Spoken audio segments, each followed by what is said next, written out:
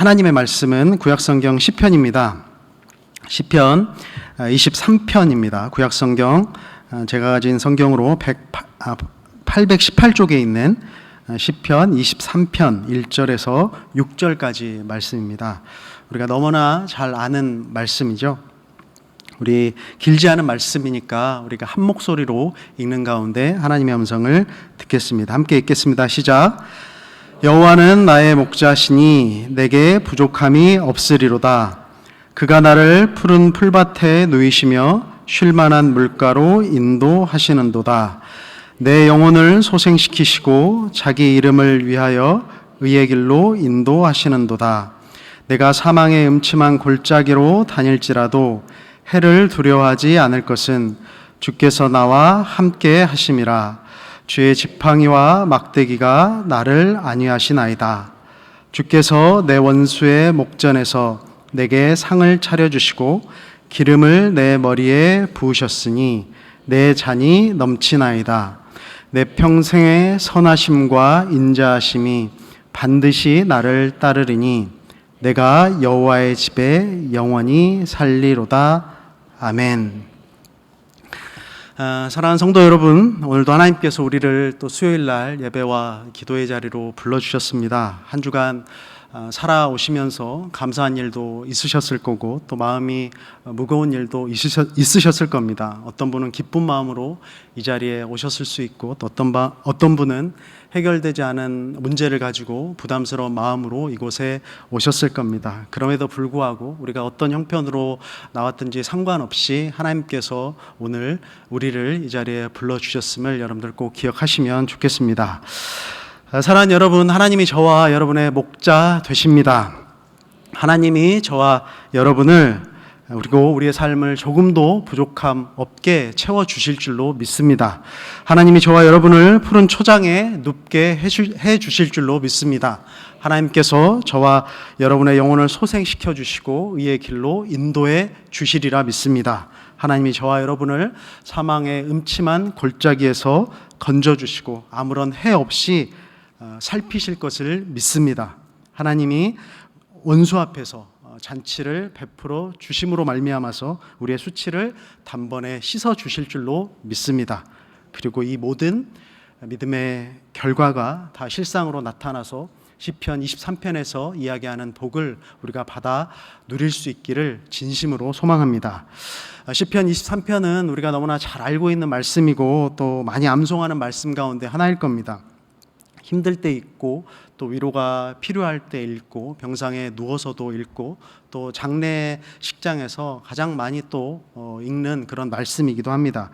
그만큼 우리에게 익숙하고 소중한 말씀이죠. 그러나 보기에, 듣기에, 또 읽기에 참 좋아 보이고 뭔가 목가적인 풍경, 이미지가 그려지기는 해도 이 시편은 참으로 다윗이 힘들고 어려울 때 또 그런 상황에서 기록되었습니다. 오늘 시편 23편 이 말씀을 통해서 목자 되신 하나님이 어떤 분이신지 그리고 하나님을 목자로 살아가는 사람의 기도는 어떠해야 되는지를 우리가 함께 살피도록 하겠습니다. 여러분, 목자는 양이 필요할 때만 찾는 존재가 아닙니다. 양은 언제나 목자를 따라가죠. 목자의 음성을 듣고 목자의 인도함을 받고 또 목자가 가는 길을 함께 갑니다. 시편 23편은 우리가 하나님으로부터 무언가를 먼저 공급받는 것을 말하는 것이 아니라 하나님이 어떤 분이신가를 먼저 고백하면서 이 시편이 시작합니다. 여호와는 나의 목자이시니, 목자가 우선이죠. 시편 23편 너무나 아름다운 시편입니다. 푸른 초장, 쉴만한 물가, 넘치는 잔, 하나님의 선하심과 인도하심, 이런 말씀들을 묵상하면 마음이 평온해지죠. 그래서 우리는 이 말씀을 읽을 때, 묵상할 때 자연스럽게 평안하고 그런 풍경을 떠올립니다. 그러나 시편 23편이 정확히 다윗의 생애 가운데 언제 기록되었는지는 분명하게 알 수는 없지만 다만 이 고백을 남긴 다윗의 삶이 결코 평탄하지 않았다라는 사실은 우리가 너무나 잘 알고 있습니다. 여호와는 나의 목자시니 내게 부족함이 없으리로다입니다. 그가 나를 푸른 초장에 누이시며 쉴 만한 물가로 인도하시리로다입니다. 다윗은 이 모든 것이 이루어진 현실을 말하고 있는 게 아니죠. 하나님께서 앞으로 계속 그렇게 인도해 주실 것을 믿음으로 고백하고 있는 겁니다. 다시 말하면 지금 다윗의 현실은 부족함이 없는 현실이 아니라 부족한 현실이었다라는 겁니다. 푸른 초장에 누워있는 삶이 아니라 지금 나는 광야에 누워있는 삶을 살아가고 있는 거고, 쉴 만한 물가에 있는 것이 아니라 언제 죽을지 모르는 불안한 삶을 살아가고 있다라는 거죠. 사망의 음침한 골짜기, 원수의 목전, 이 모든 표현들은 그냥 아름다운 시적인 표현만은 아닙니다. 실제로 다윗이 살아왔던 삶의 자리에 있었던 내용들이죠. 아시는 것처럼 다윗은 왕이 되기 전까지 참으로 고단한 눈물과 고난의 삶을 살아야만 했습니다. 사울 왕은 다윗을 시기해서 죽이려고 했고 창을 2번이나 던져서 다윗을 죽이려고 했습니다.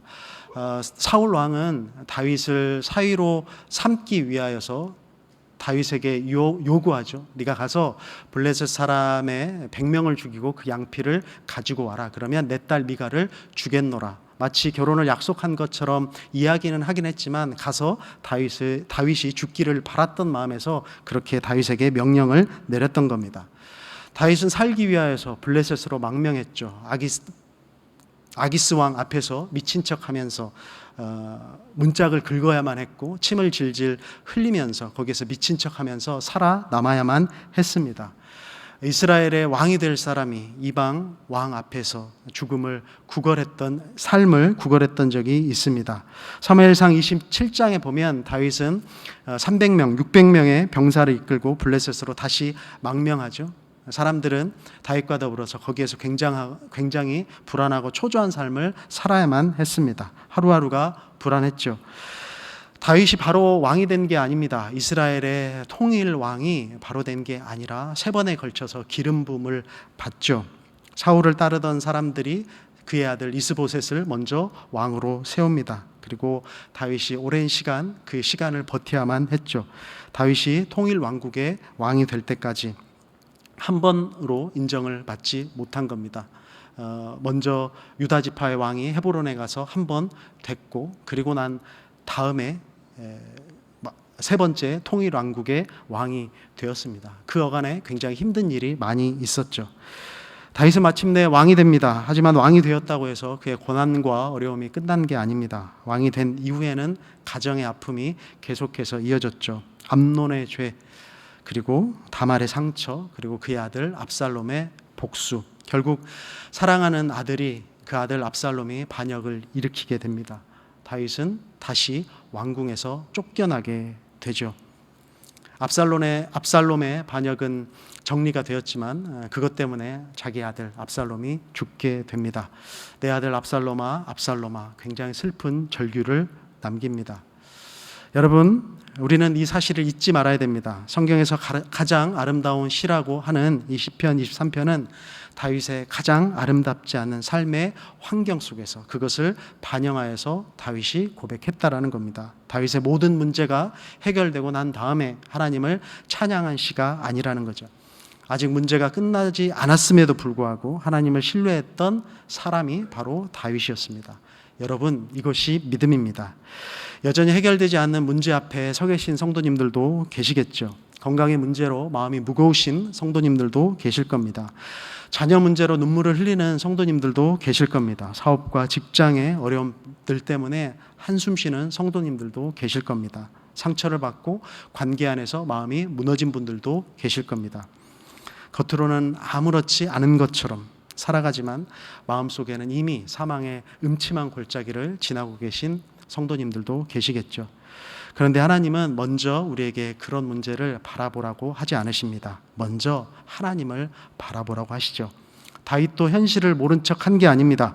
다만 현실보다 더 크신 하나님을 바라본 것입니다. 그래서 시편 23편은 자기 환경, 어려움, 상황, 거기에 대한 고백이 아니라 여호와는 나의 목자이시니 라고 시작을 합니다. 여러분, 우리도 동일하게 이 고백을 우선하여서 살기를 진심으로 바랍니다. 하나님은 나의 목자이시기에 아직 문제가 해결되지 않았어도 믿음을 잃지 않고 걸어가실 수 있기를 진심으로 바랍니다. 하나님이 나의 목자이시기에 아직 푸른 초장에 이르지 못하였어도 목자를 신뢰하는 마음으로 목자와 동행하실 수 있기를 바랍니다. 하나님이 나의 목자이시기에 아직 사망의 음침한 골짜기를 지나고 있을지라도 끝이 아니라는 것을 꼭 믿으실 수 있기를 바랍니다. 여러분, 우리는 믿음에 대해서 오해할 때가 많이 있죠. 믿음이 있으면 어려움이 없어질 거라고 생각합니다. 그러나 성경은 그렇게 이야기하지 않습니다. 다윗도 사망의 음침한 골짜기를 지났고, 바울도 수많은 환난을 겪었고, 예수 그리스도도 십자가를 지셨습니다. 믿음이 있다고 해서 골짜기가 없어지는 게 결코 아니죠. 믿음은 그 골짜기를 내가 지날 때 하나님께서 함께 하신다는 그 사실을 끝까지 믿고 버텨내는 것입니다. 그래서 다윗은 골짜기가 있어도 나는 두려워하지 않는다라고 고백하는 것이죠. 주께서 나와 함께 하시니라. 이유가 여기에 있는 겁니다. 결국 다윗은 자신이 고백했던 삶을 실제로 살아냅니다. 하나님은 그를 부족함이 없도록 평생에 채워주셨고, 원수들 앞에서 그를 높여주셨고, 또 그의 머리에 기름 부어주셔서 잔이 넘치도록 해주시는 분이 바로 하나님이셨습니다. 그의 삶에 하나님의 선하심과 인자하심이 끝까지 함께 했습니다. 그래서 시편 23편은 막연한 어떤 약속이 아니라, 소망이 아니라 다윗 자신의 어떤 신앙의 간증이 된 셈입니다. 사도 바울도 동일한 믿음을 고백하죠. 고린도서 4장 8절에서 11절까지 이렇게 고백합니다. 우리가 사방으로 우겨쌈을 당하여도 쌓이지 아니하며, 답답한 일을 당하여도 낙심하지 아니하며, 박해를 받아도 버림받지 아니하며, 거꾸로 뜨림을 당하여도 망하지 아니하고, 우리가 항상 예수의 죽음을 몸에 짊어짐은 예수의 생명이 또한 우리 몸에 나타나게 하려 함이라.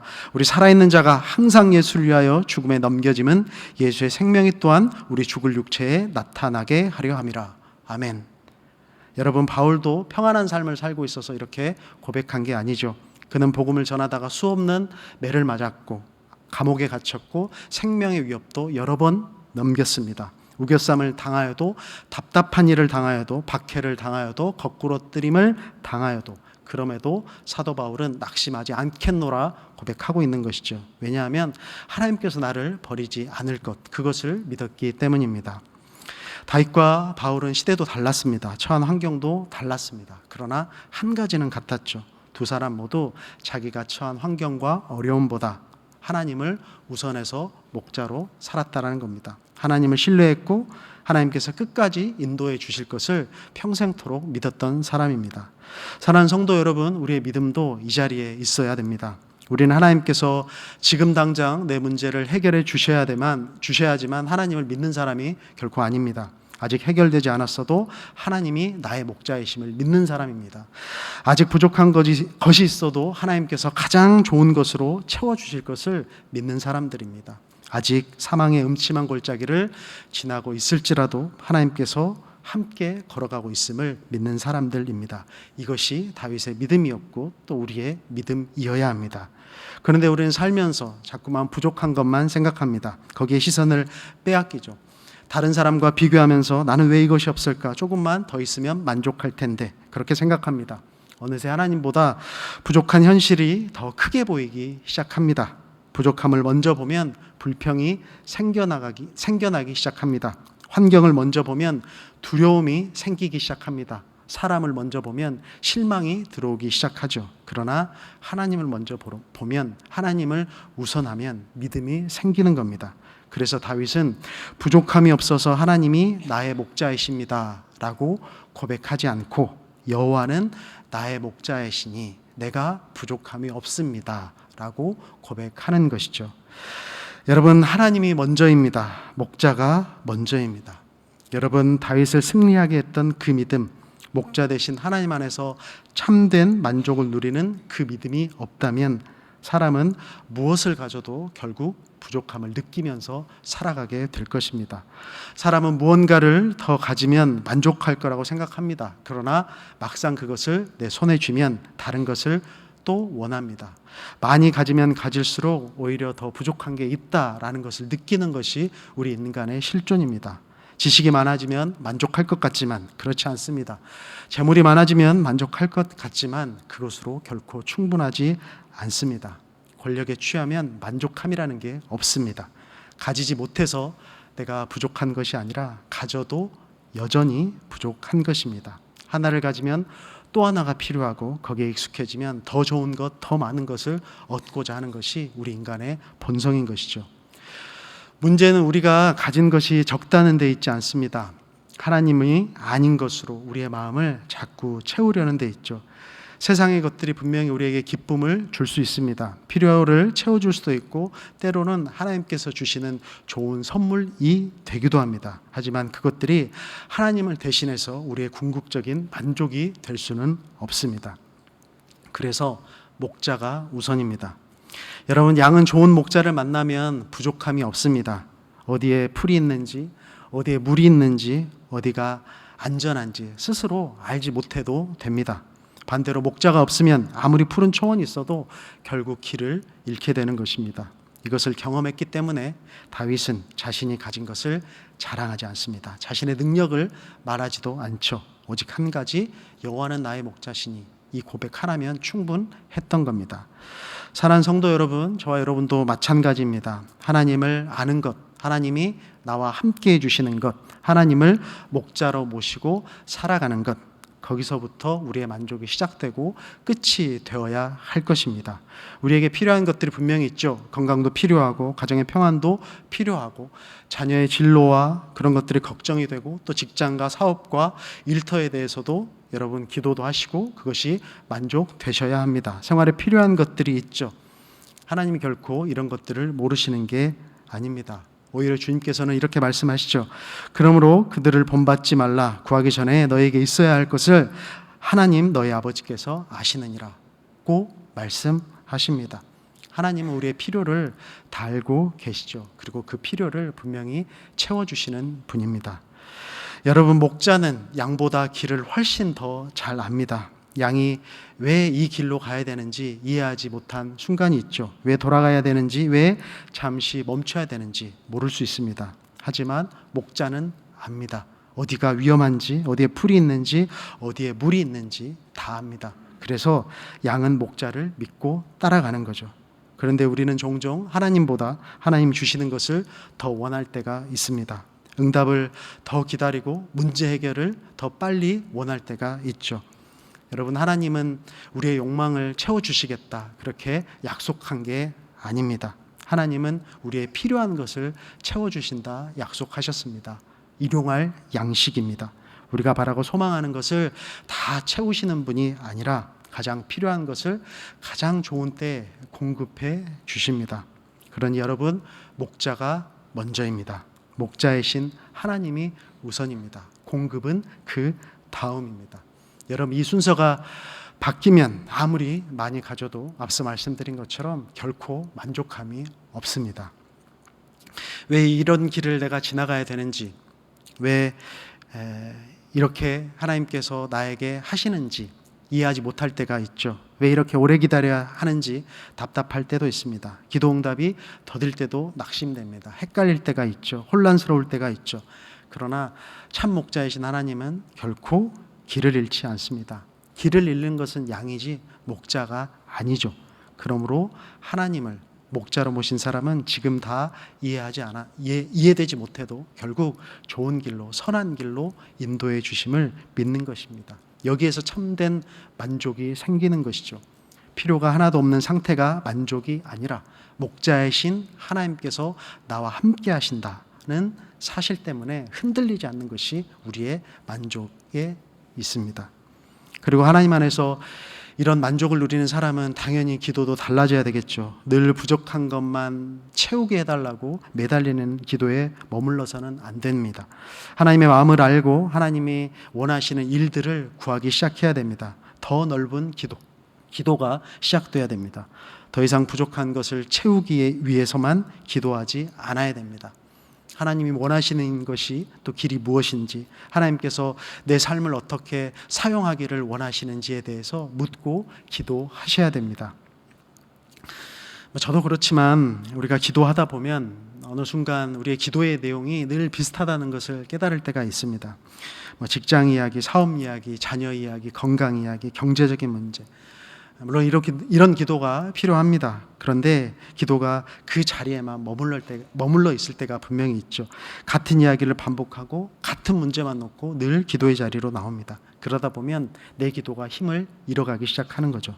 하나님과 교제하고 하나님과 동행하는 시간이기보다는 내 삶을 유지하기 위한 시간으로만 남게 됩니다. 이런 기도가 결코 잘못된 것은 아니나 하나님은 우리의 기도가 거기에만 머물러 있기를 원치 않으십니다.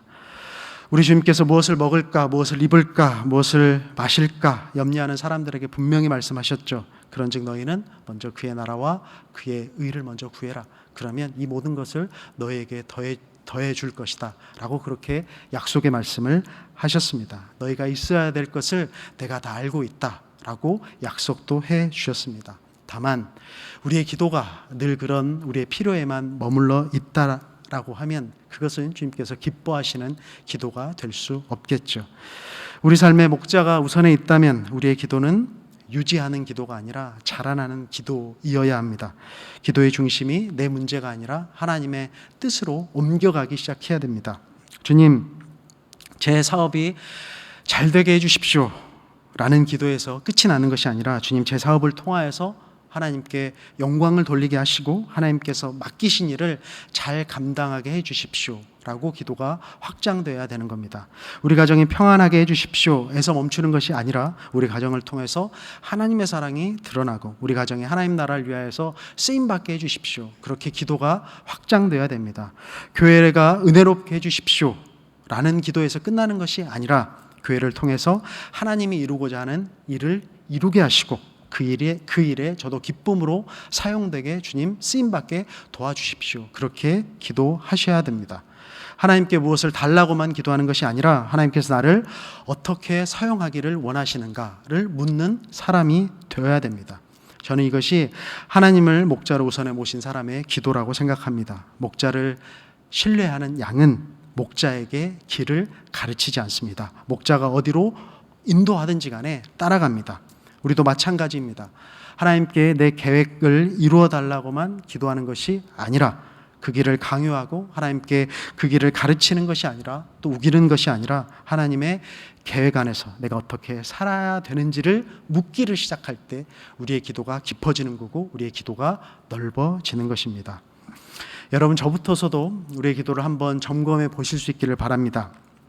혹시 우리의 기도가, 내 기도가 늘 같은 자리에만 머물러 있는 것은 아닌지, 혹시 하나님께서 이미 아시는 필요만 내가 계속해서 말씀드리고 기도하고 있는 것은 아닌지, 혹시 기도의 대부분이 나로만 채워져 있지는 않은지 여러분 점검해 보시길 바랍니다. 사랑하는 여러분, 병 낫기를 위하여서 기도하십시다. 그러나 병이 낫는 것에 끝나지 않고 회복된 삶으로 하나님께 영광 돌리기 위해서 기도하십시오. 사업과 일터를 위하여서 기도하십시다. 그러나 사업의 안정과 성공을 얻는 것으로 기도가 끝나는 것이 아니라 그 사업장에서 또 내가 하는 일을 통하여서 복음이 향기처럼 퍼져나갈 수 있기를 또 기도하십시오. 자녀를 위해서 기도하십시다. 그러나 좋은 학교와 좋은 직장만을 위해서, 좋은 혼사처와 좋은 집을 사고 자산을 늘려가고 안정적인 삶만을 위하여서 기도하지 않고 하나님을 사랑하고 하나님께 쓰임받는 사람이 해달라고 기도하십시다. 교회를 위하여서도 기도하십시다. 그러나 우리 교회가 평안해지기만을 위하여 기도하는 것이 아니라 하나님께서 기뻐하는 일을 감당하는 교회가 되게 해달라고 기도하실 수 있기를 바랍니다. 여러분, 삶이 위축될 때 기도까지 위축되어서는 안 됩니다. 오히려 그럴 때일수록 하나님의 마음을 품고 더 많이 기도하셔야 됩니다. 다윗은 광야에서 시편 23편으로 하나님을 찬양하고 노래했습니다. 예수님은 십자가를 앞에 두고 하나님 나라를 위하여서 기도하였습니다. 여러분, 상황은 가장 어려웠지만 기도는 가장 넓어지고 깊어졌다라는 사실입니다. 오늘 우리가 하나님 앞에 드리는 기도가 이런 기도가 되기를 진심으로 바랍니다. 하나님께 우리의 필요를 분명하게 아뢰되 거기에 머물지 않고 하나님께서 이루기를 원하시는 뜻, 그것을 함께 구하는 기도의 시간이 되기를 진심으로 바랍니다. 그럴 때 우리의 목자 되신 하나님께서 우리 삶도, 우리의 가정도, 우리의 교회도 가장 선한 길로 인도해 주시리라 믿습니다. 이 시간 함께 좀 기도하면 좋겠습니다. 여러분, 이런 마음으로 좀 기도하시면 좋겠습니다. 혹시 여러분들 마음 가운데 또 하나님보다 더 크게 보이는 문제가 있다면 오늘 이 시간 그 문제를 주님 앞에 내려놓으시고 기도하면 좋겠습니다. 해결되지 않는 일이 있을 수 있습니다. 건강의 문제도 있고 또 자녀의 형편, 또 가정과 직장과 사업에 어려움들이 있을 것입니다. 그리고 오래 기도했지만 아직 응답받지 못한 기도의 제목들도 있을 것입니다. 오늘 말씀처럼 우리의 형편보다 목자가 먼저임을 믿고 이렇게 기도하면 좋겠습니다. 주님, 문제가 해결돼야 주님을 믿는 사람이 되지 않게 하시고 아직 해결되진 않았지만 주님이 나의 목자 되심을 믿게 하여 주옵소서. 사망의 음침한 골짜기를 내가 지날지라도 주께서 나와 함께 하심을 믿게 하시고 내 생각대로 되지 않을 때라도 목자의 인도를 신뢰하며 따라가는 저희가 될 수 있도록 주님 도와주십시오. 부족한 것을 바라보며 불평하지 않게 하시고 없는 것 때문에 낙심하지 않게 하시고 나와 함께 하시는 하나님 한 분만으로 만족할 수 있도록 주님 도와주십시오. 이런 모든 염려와 두려움을 주님 앞에 맡겨드리고 이 시간 다 함께 주님의 이름을 크게 한번 부르고 기도하도록 하겠습니다.